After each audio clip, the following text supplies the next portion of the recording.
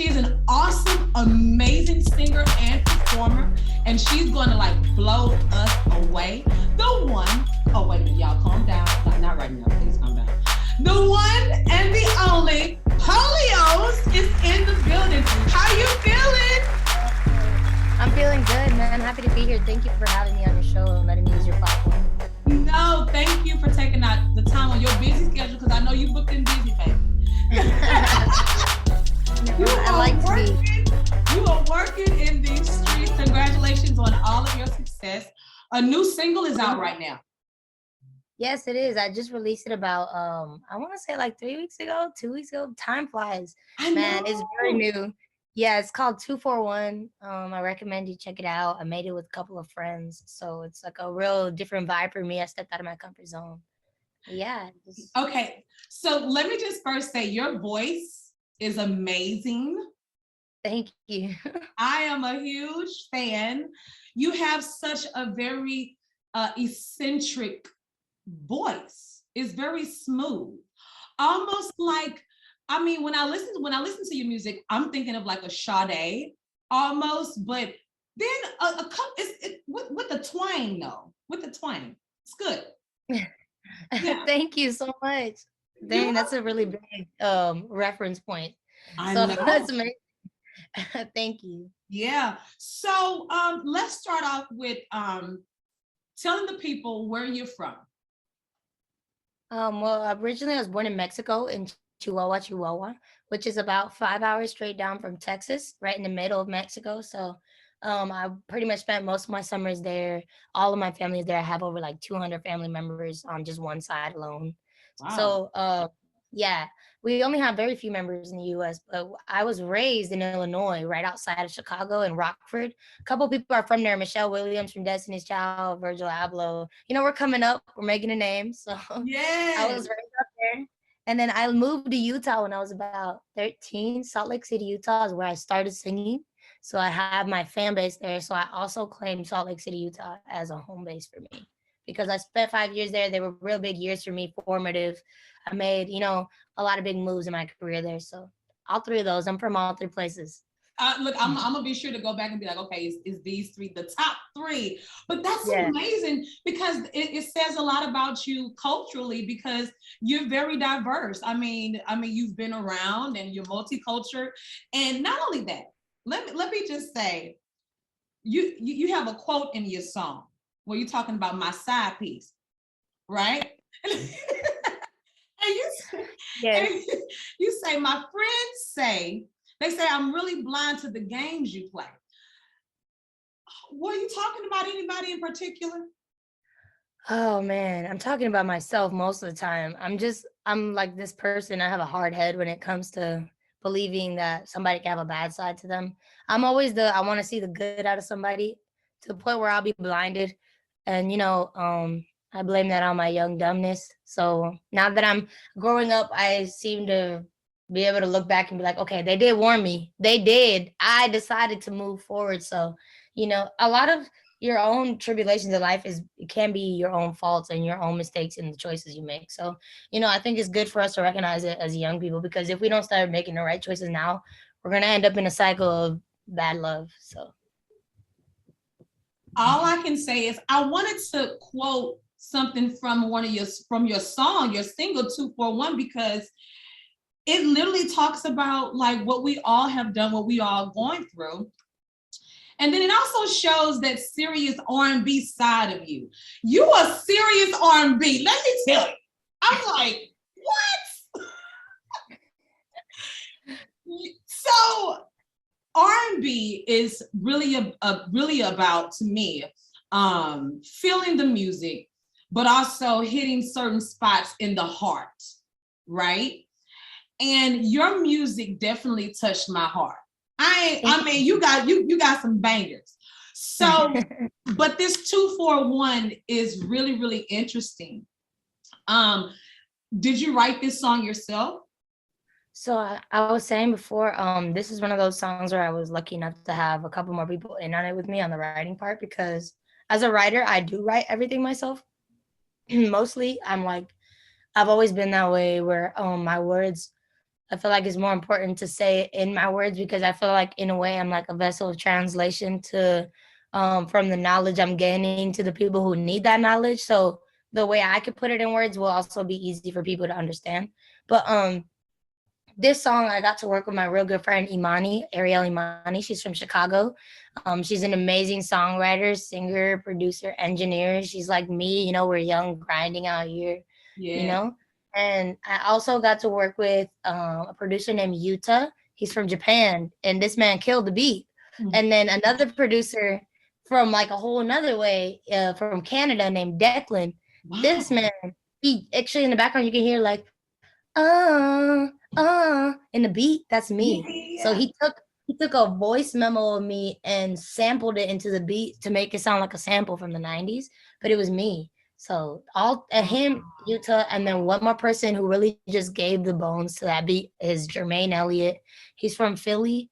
He's an amazing producer, songwriter, like gifted, also an artist. And he grew up in the church, so he has this very, I think growing Yeah. up in the church, you always need someone growing up in the church in the studio. If you're in What, the studio, what you say? We always need somebody coming up from the church. I love that. because it's something about like a leader, like in because when you grow up in the church, I feel like being around people who are growing up in the church from the South specifically, it's something about like they're raised like learning things so young that they have a grasp and knowledge of music. Like if they went to school, like college, Right. which sometimes they do both, so Jermaine really just brought a lot of sauce. Me and him did the beat, and then we made the first verse together, and then I came home with Imani to the second verse and the hook. So it was like half and half. It was real fun. It was a good time. It's nothing really like getting together with musicians likewise as yourself and just making it happen, and that finished product is magic. Yeah, 241 exactly. is fire. And I can definitely tell that you all took your time to make that song because it's beautiful. So thank you guys for that. Thank you. Yes, yes. So let's talk a little bit about a little bit maybe about a year or so ago. There's a show called Insecure. Oh yeah, yeah. Somebody was nominated for an NAACP Image Award. Yeah, so the way that happened is it's like it's by chance all of it, but I mean Insecure, the soundtrack got nominated for an NAACP Image Award for Yes. best soundtrack. We Yeah. didn't win that year, but there was a lot of big heavy hitters. I'm like I was surprised we were nominated. Like, but at the end of the day, I was on that season that got nominated, and I had a song on there. And the way that happened, even like I'll tell you, some stuff you got to take by chance. Like you got to show up on days where you're not even invited, and that's exactly Whoa, what happened. that's heavy. Okay, so let's kind of talk about that because I don't think a lot of people understand like jumping out there, like just going with that gut feeling. And your music and your grind and your hustle is opening some doors for you. So let's talk about how did that actually happen? What happened that day when you was like, I'm gonna show up anyway. I ain't getting no invite, ain't nobody email me, but I'm going. So we didn't get a official invite, but my manager, if you were to meet my manager, he's pretty much the reason why I hustle and like the reason why I work hard. He took me in at 15. He's like my dad, really, like, it's not just a manager.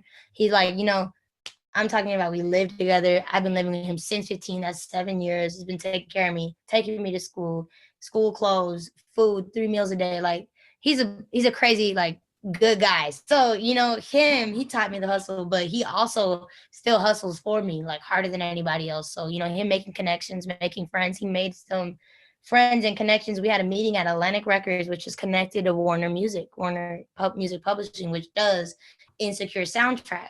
Right. So they were having a camp, which is when like a bunch of writers get together on one day, and then they split them up in rooms and they all try to make songs for that season, right?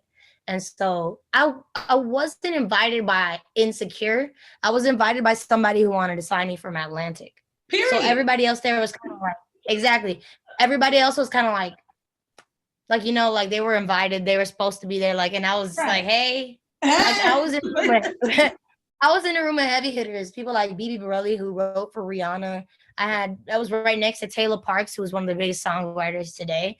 And Wow. like, so, like inspirations, but all this happened by my manager, Chris, speaking to people and putting my name out there on the front line. So we showed up and they explained the episodes they're looking for that day. And one of the episodes was an episode about a Mexican restaurant that they go to eat on Thanksgiving. And they're like, we need a song for the restaurant. And like, I'm the type of person where I'm also gonna work smart, not just hard. There you So I go. was looking around the room and I'm like, there's no other Hispanic people, Spanish speakers, everybody's American. I was like, I'm only gonna try songs for that Mexican restaurant. So I made 2 songs that day for that part of the episode, and they picked one, and I mean, here Wow. we are. It was lit. It was lit. NAACP Image Award nominee. Let's go. Let's get it. Wow. Girl, listen, Yeah. I just want to say, because I think that that's what being an artist is all about. Taking a chance and then making sure you're surrounded around the right people. So the team players are very important. So big ups to your manager, your right hand man. Country Chris, the CEO, Steezy Boy Records. You already know. He can hear me through the wall. He can hear me right now. Hey,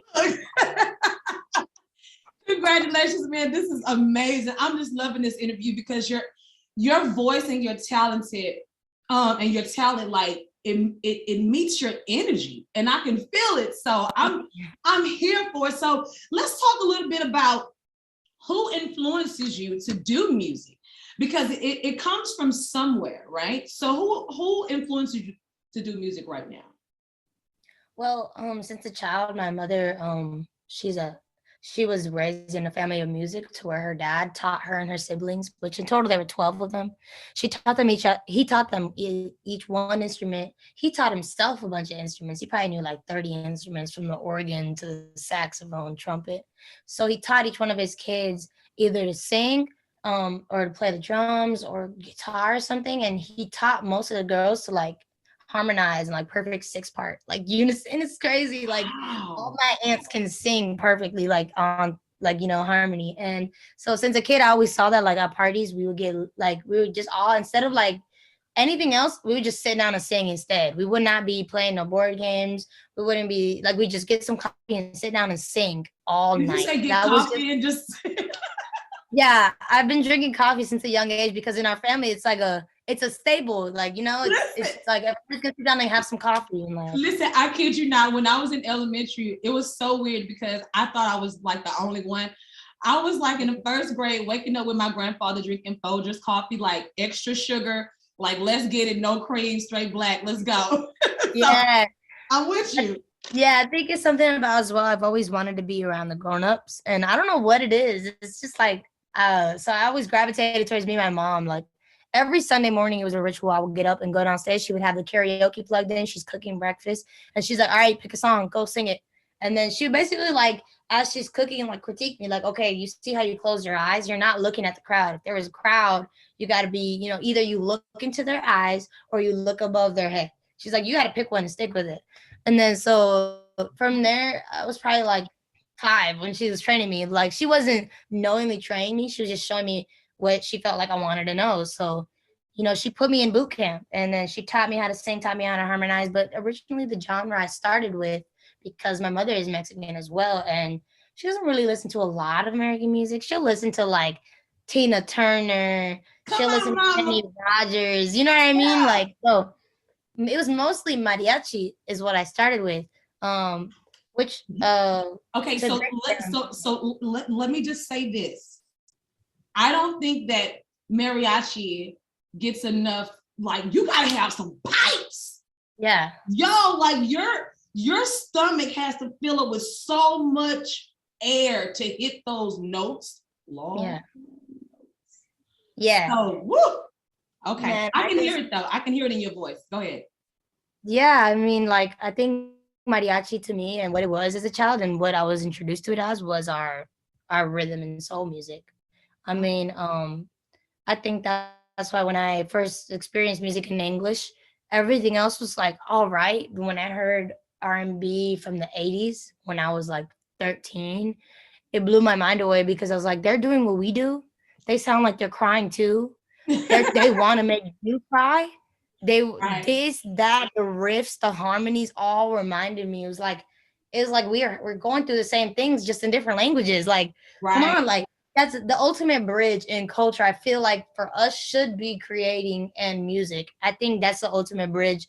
I think that's where we all can really just break down our barriers and connect. It don't matter if you're Korean, Chinese, Japanese. You all have that music where you sit down and listen to it to feel something. So I feel like when my mom led me in the right direction to where I am today, and she understood that that's what I like to do, is to feel and make people feel. Like, I don't want to just sing a song and it be left there and not go any further. I want it to venture into your heart, into your soul. Like, I want to do something. Yeah. Let me just say, Holios, mission accomplished, okay? Because your music is lit. I was listening to your music earlier today, and I was just like, yo, this is like real serious R&B. Like, it's real. And okay. Now there's a song called Look at Me. Now, Oh yeah. listen, the way that you were just describing bridging cultures and bridging the sounds, that is a perfect example. Let's talk about that collaboration as well, because this was also the song that was featured. This was a song that was featured on Insecure.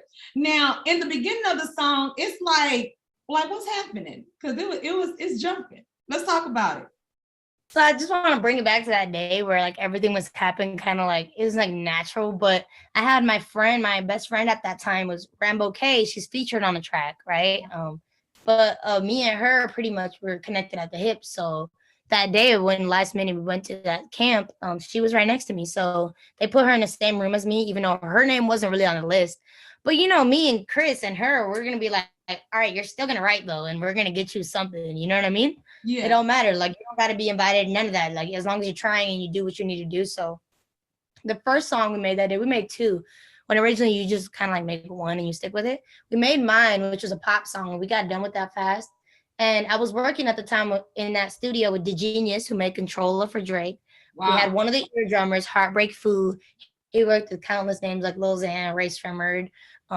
More than that, Michael made it. And then we had a third one in there named Chris, who is Kyle Coleman. He also works with Chris Brown, Brandy. I mean, pretty much you name it, he works with them.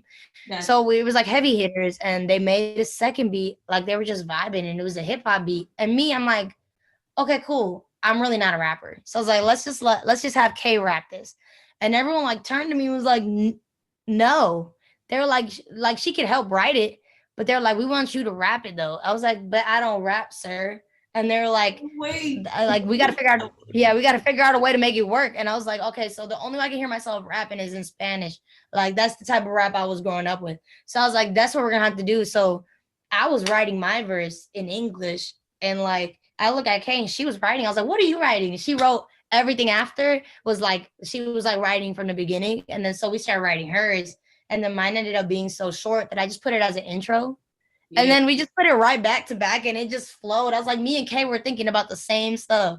Like, we were just locked in. So that's how it happened. And, Listen, I just want to, because the way that you came in on that track was fire. Like, you spitting in Spanish, the whole flow of it. 241 is banging. Like, it's like your diversity. That's what I'm just really trying to highlight, your diversity, and how much you just delivering on every track. Do you produce? What else are you doing in the studio? You just writing, you producing, what else are you doing? I mean, I think most independent artists will agree that it's hard to find creatives that are willing to give time to you for free when you're in the beginning of your experience in your career. So of course it was tough for me and Chris to get people to believe in us before we had songs. So he kind of always made it like a bottom line for me. He's like, you got to learn how to do things yourself too.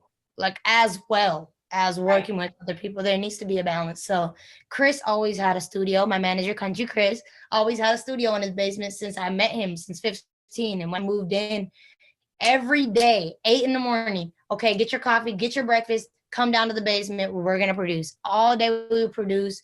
All day he taught me everything I learned in the beginning. And then luckily we met a producer named Stanley Randolph. from Memphis, Tennessee, one of the best drummers in the world. Drums for people like Stevie Wonder, NSYNC, Yes. Christina Aguilera, you name it, he drums for them, like in the church and everything. So he took it from where Chris took me to and brought me up here. So Yeah. both of them together taught me how to produce, taught me how to engineer, taught me how to mix a little bit. I'm more like of a producer engineer, and I just send stuff out once I'm done with it and they mix it for me. But yeah, most of the things you'll hear me releasing now, I started in my little room by myself on my computer that I'm calling you on now. Wow. Wow. Come on. We talking classics. This Yeah. is, listen, I so respect artists that take out the time to master their craft, because a lot of people don't understand like what all we sacrifice to do music. And Yeah. sometimes, you know, we miss birthdays, we miss graduate, we do a lot. So God, polios, let's get it. Okay, so what do you consider good music? I consider good music long-standing music that you make about something that's real. I mean, I think a lot of things are real to certain people, so I don't think good music is just the music I like. I think good music is the music that is understandable, is it takes you somewhere, either it solutionizes a problem in your head or maybe it creates questions.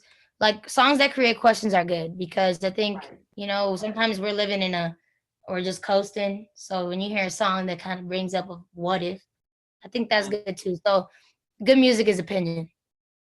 I love that. Do you play any instruments? Yes, I do. I play the guitar, the piano, and the ukulele. What? Not that you. Come on now. What? Let me. Yeah. I love it. Now I will tell you that even listening to your music, I was like, yo, I could literally see you and hear you playing, singing to acoustic set. Now I've seen you perform live as well, which You leads have? me to my next question. What are you feeling when you get on stage? Um, well, it's almost like what I'm not feeling when I get on stage. It's hard to explain because it's like the most simplest form of me is me on stage because that's what I've been doing for so long. Right. Everything else is I'm in my head. I'm a in my head person. My manager, my family will tell you like it's hard to get me out of there. So when I'm in the music, I'm on the stage, it's like that's like bare me. So everything I'm doing on that stage is everything I feel translated.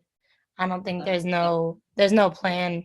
I mean, of course I plan things, but when I get on that stage, I'm like, I plan to make you hear this song. And you don't feel it. Yeah. I It's love not it's not that. more. I love that. And speaking of South by Southwest, you go to South by Southwest, and did you get a chance to perform? Did you meet any people there? Yeah, I mean, I met a lot of people. I was lucky to be interviewed by a lot of radio stations while I was out there. I also did get to perform 3 times, and it was my first time out there. So, I mean, I think that was kind of crazy for me, like to be wanted that much in the place I'm new at.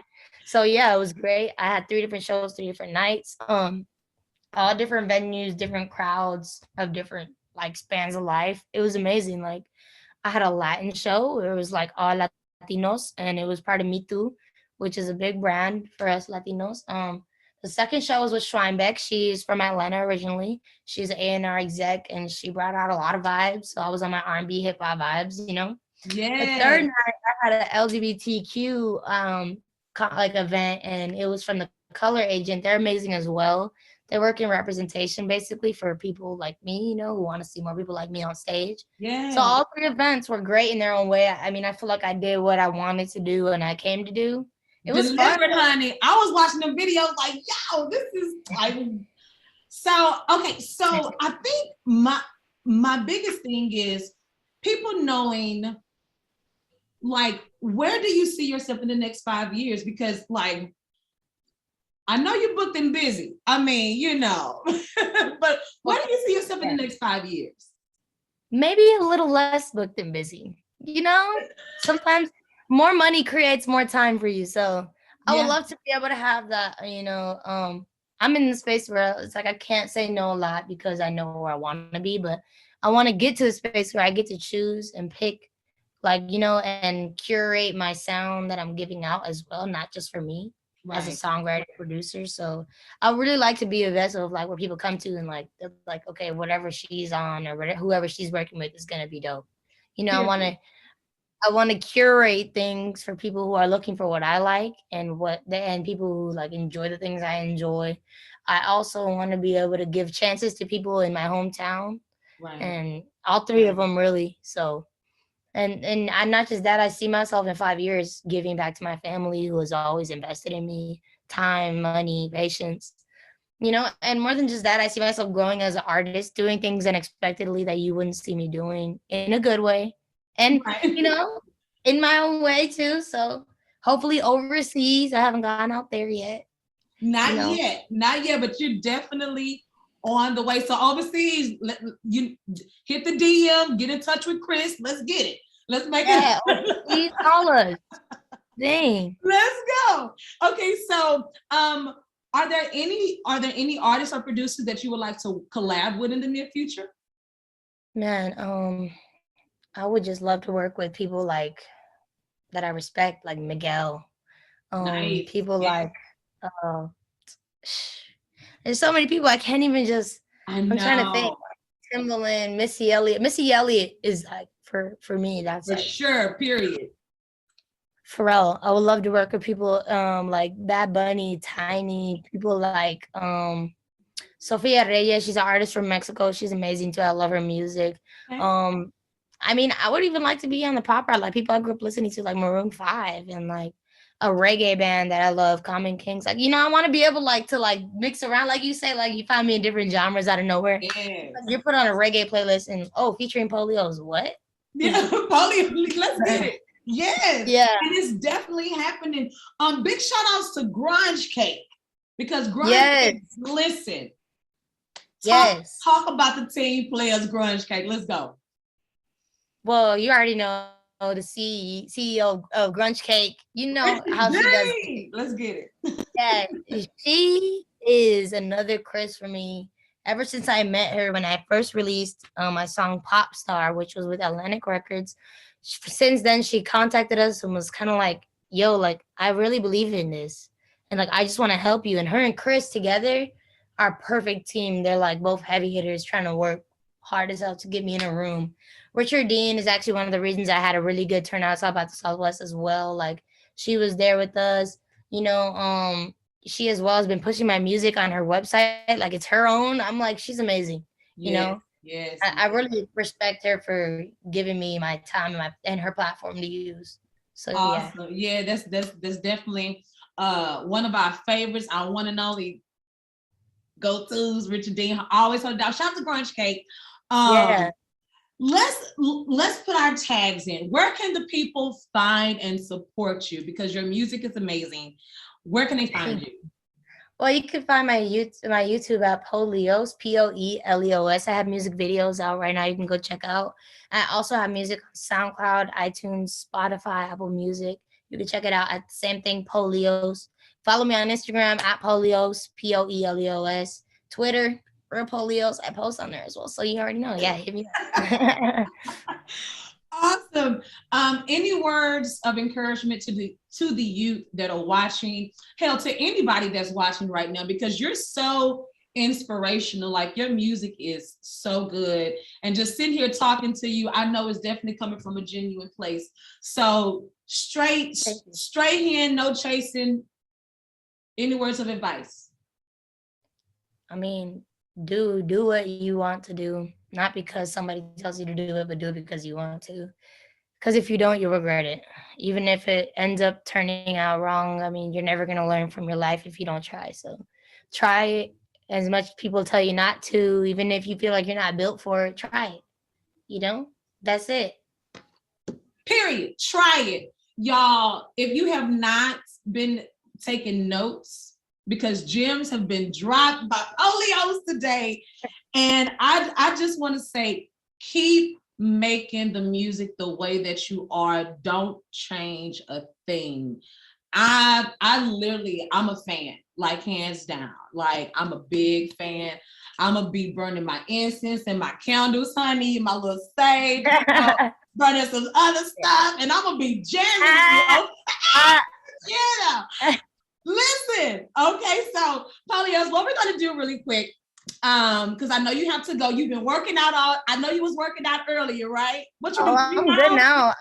I'm good, huh? What you do, like 3 miles, or what you do? So I run 3 miles. I also do a daily body workout, like depending on what I'm targeting. Today I did shoulders, and then I just ran 3 miles to tire myself out, and here I am. Period. Come on, ready to go. Okay, so before you get ready to leave, we don't want you to go, but we're gonna play a little game, okay? Yeah. Now I'm gonna ask you some questions, and then I'll give you some choices, and you just give me the right one. And if you want to use your lifeline, you can use your lifeline, okay? Okay, bet. All right. Let's do this. Okay. In 1999, who had a #1 hit on the Billboard Hot 100 with Genie in a Bottle? A. Christina Aguilera. Period. Come on. Duh. I'm sorry. She was like, sorry. I'm so sorry. No, wait a minute, look, I was waiting on you. Look. Okay. Here we go. Here go the next one. Okay. Which 90s movie has the best-selling soundtrack of all time? A, The Bodyguard, B, Titanic, or C, Robin Hood? The Bodyguard. Girl, listen. High five. Come on, high five. I'm dead. Wasn't Whitney Houston on that soundtrack? You better believe it. Duh, the one, and she was in the movie. In the movie. You know, look, like you, you know, making moves. Let's go. Okay. On the Drew Carey show, what foreign country did Mimi send Drew to? A, China, B, Australia, or C, Germany? Australia? I don't know. Did you well, is Chris in the background? He trying to help you? I don't know. Chris, I mean, he's in the other room. Dang, I don't even think he knows that. What is it called? Drew Okay. Carey? On the Drew Carey show, what foreign country did Mimi send Drew to? A, China, B, Australia, or C, Germany? Quick guess. Go. Okay, let's just say Germany. Oh my God. It's okay. It's okay. No, it was China, but that's okay. Okay. Look, you're winning more than you're losing. I just want to say that. Okay. All right, bet. I don't know what show that is. No, okay. Now you got this one. I know you got this one. Last one. Here we go, Polios. Which 90s band sang We've Got It Going On? A, Backstreet Boys, B, Blink 182, or C, Weezer? Weezer. It is A. Not Blink 182. Well, look, okay, I'm like, okay, we're not gonna do that. But thank you so much, Polios. Anything you would like to tell the people before you leave? No, I just really hope you guys go check out the music and, let me know if you like it. And not just that, is wait for the new music. It's coming out very soon. I'm shooting a music video this week. So what's the name of the song? Is it for 241 or what is it? I already have a music video for 241 out, but there's actually a music video coming out for a song I released when in pandemic. It's called Piénsalo, which means think about it. I'm gonna be releasing it with a music video, so it's gonna be dope. It's gonna be this year? Yeah, it's gonna be very soon, in the next couple weeks. Let's get it. You always on the grind, always on the hustle. Big shout outs to you. Thank you so much for everything that you're bringing to the music industry. Continue to climb the charts, honey, because you are amazing. Thank you so much for having me. You were great too. Thank you. Guys, without any further ado, the one and only, Polios. It's your girl, Michelle Rose, Iconix Radio. Be on the lookout. She'll be back. See you soon. Period.